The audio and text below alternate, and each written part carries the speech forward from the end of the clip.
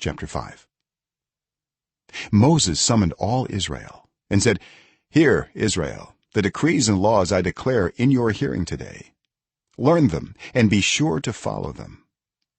The Lord our God made a covenant with us at Horeb.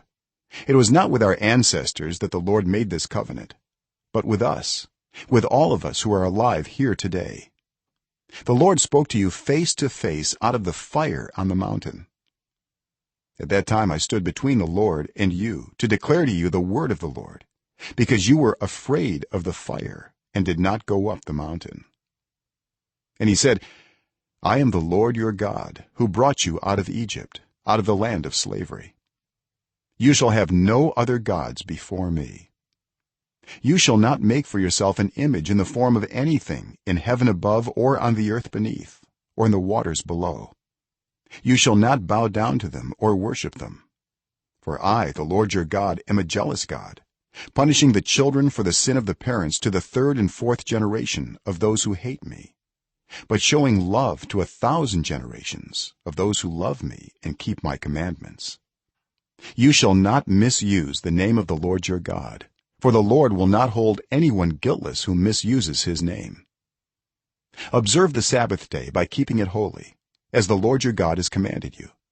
6 days you shall labor and do all your work, but the seventh day is a Sabbath to the Lord your God. On it you shall not do any work, neither you nor your son or daughter, nor your male or female servant, nor your ox, your donkey, or any of your animals, nor any foreigner residing in your towns, so that your male and female servants may rest as you do. Remember that you were slaves in Egypt, and that the Lord your God brought you out of there with a mighty hand and an outstretched arm. Therefore the Lord your God has commanded you to observe the Sabbath day. Honor your father and your mother, as the Lord your God has commanded you, so that you may live long and that it may go well with you in the land the Lord your God is giving you. You shall not murder. You shall not commit adultery. You shall not steal. You shall not give false testimony against your neighbor. You shall not covet your neighbor's wife.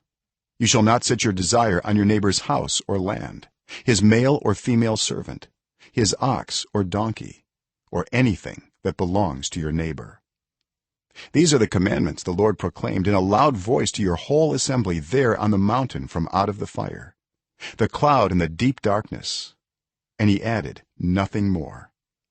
Then he wrote them on 2 stone tablets and gave them to me. When you heard the voice out of the darkness, while the mountain was ablaze with fire, all the leaders of your tribes and your elders came to me, and you said, "The Lord our God has shown us his glory and his majesty, and we have heard his voice from the fire. Today we have seen that a person can live even if God speaks with them. But now why should we die? This great fire will consume us, and we will die if we hear the voice of the Lord our God any longer. For what mortal has ever heard the voice of the living God speaking out of fire, as we have, and survived? Go near and listen to all that the Lord our God says. Then tell us whatever the Lord our God tells you. We will listen and obey." The Lord heard you when you spoke to me, and the Lord said to me, "I have heard what this people said to you. Everything they said was good. Oh, that their hearts would be inclined to fear me and keep all my commands always, so that it might go well with them and their children forever. Go, tell them to return to their tents, but you stay here with me, so that I may give you all the commands, decrees, and laws you are to teach them to follow in the land I am giving them to possess. So be careful to do what the Lord your God has commanded you. Do not turn aside to the right or to the left. Walk in obedience to all that the Lord your God has commanded you, so that you may live and prosper and prolong your days in the land that you will possess."